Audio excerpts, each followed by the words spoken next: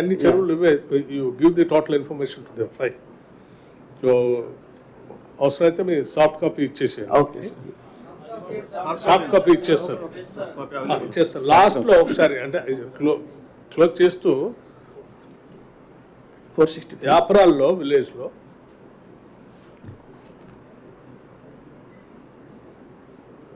Last slide. Okay sir. Okay సరే, go back. ఒకసారి ఇది చూడండి, 2014కి 2023కి లోపలన్నీ ఆ రెడ్ బౌండరీలో వచ్చి కన్స్ట్రక్షన్స్. దిస్ ఈస్ హౌ హైదరాబాద్లో ఉన్న చెరువులన్నీ మొత్తం దీనికి సంబంధించిన సమాచారం మొత్తం కూడా దీంట్లో నిక్షిప్తం చేసి జాగ్రత్తగా ప్రొటెక్ట్ చేయడం కోసం ఆలోచన చేసి మీ ముందు పెట్టాం. సో నేను ఇప్పుడు మీకు అందరూ చూపించేది ఏంటంటే ఈ చెరువులు 2014 ఎట్లా ఉన్నాయి, ఇప్పుడు ఎట్లా ఉన్నాయని చూపించాను. ఏం చేద్దాం అనేది యూ డిసైడ్. బికాజ్ ఈ చెరువు నాది కాదు, లేకపోతే రేవంత్ రెడ్డి గారిది కూడా కాదు, లేకపోతే మంత్రిమండలి సభ్యులది కాదు. ఇది సమాజాన్ని, హైదరాబాద్ నగరాన్ని, రాష్ట్రాన్ని. సో ఈ రకంగా అయిపోతున్న చెరువుల్ని అట్లీస్ట్ కనీసం FTL బఫర్ జోన్ వదిలేసేయండి,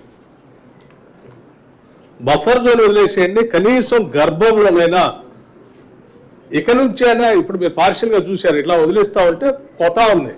ఇక నుంచైనా ఈ చెరువులు మీరు ఆపుకోకపోతే over a period of time తర్వాత హైదరాబాద్లో అసలు మీ చెరువులు కలపడకపోతే నష్టపోయేది ఎవరు?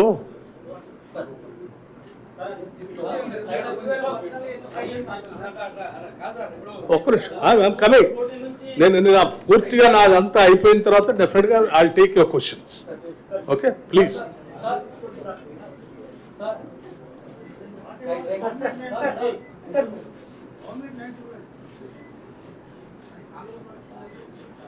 సో మీ ముందు ఇవన్నీ ఎందుకు ప్రజెంట్ చేస్తున్నామంటే అట్లీస్ట్ మనం చాలా ఆశించి మన రాష్ట్రం మనకు కావాలి, మన నగరం మనకు కావాలి, దీన్ని బాగు చేసుకుందాం.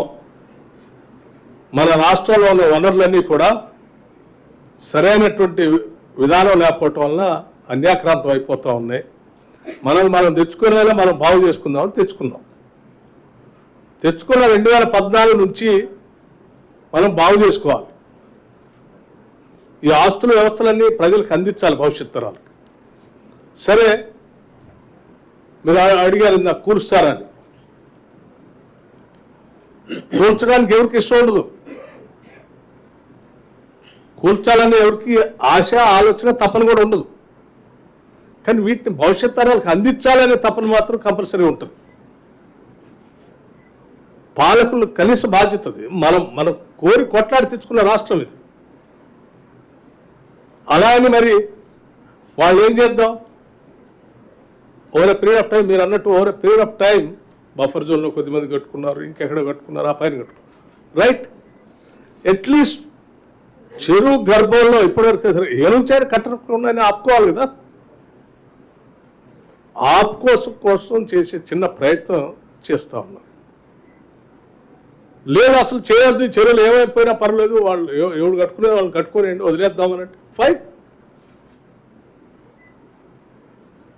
ఇది అందరి కోసం ఆలోచన చేసి రాష్ట్ర ముఖ్యమంత్రి రేవంత్ రెడ్డి గారు మంత్రిమండలి తీసుకున్న నిర్ణయం. ఈ సమాజం హైదరాబాద్ కోసం, ఇదే ఆయన కోసం తీసుకున్నది కాదు.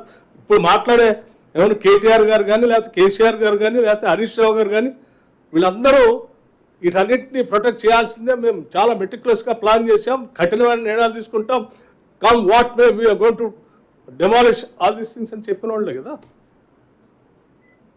నేను ఆ స్లైడ్స్ కూడా చూపిస్తాను మీకు కావాలంటే. చాలా బాధాతత్వ హృదయంతోనే ఎవరికి పేదవాళ్ళు అందులో ఎవరైనా ఉంటే వాళ్ళకి ఇబ్బంది కలగకూడదు అనేటువంటి ఆలోచన ఈ రాష్ట్ర ప్రభుత్వానికి చాలా స్పష్టంగా ఉంది.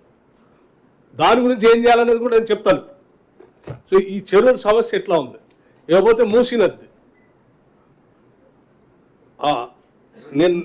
నేను మొన్నే రాష్ట్రం తరఫున అటు అమెరికా, జపాన్ అవి కూడా చూసి వచ్చాను.